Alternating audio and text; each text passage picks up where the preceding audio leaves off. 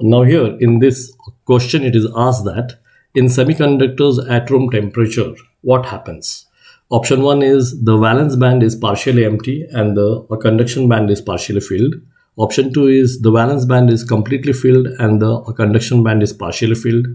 Option 3 is the valence band is completely filled, and option 4 is a conduction band is completely empty. Now here this question is related with the energy band diagram. Now if you have seen the energy band diagram for semiconductors, it is drawn like this. This is the energy band diagram. Now here you can draw the valence band.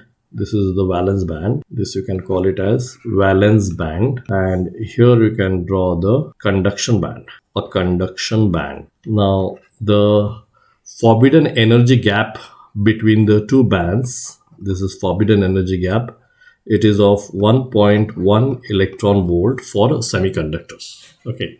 Now all the valence electrons, that is whenever you see an atomic structure, say this is your atomic structure, this is nucleus with protons and neutrons, and around the nucleus you are having orbits, and in this orbits you have electrons revolving. Now if you have the electrons in the outermost orbit of any atom, those electrons will be called as valence electrons. So here if you can have this outermost orbit electrons, these electrons will be called as valence electrons. Valence electrons. Now, if you have many such atoms together in a crystalline structure, all these valence electrons will be having their associated energy.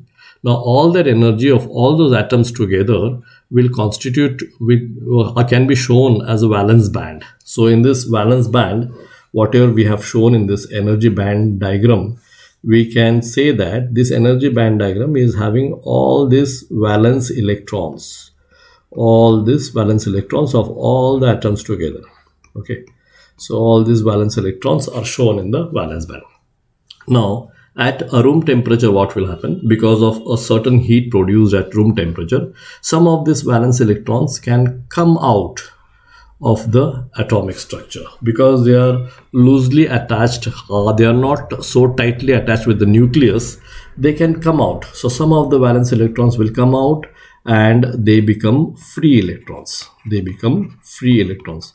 Now all such free electrons of all the atoms together in that particular crystalline structure will constitute the conduction band. All that energy associated with all those free electrons will be your conduction band.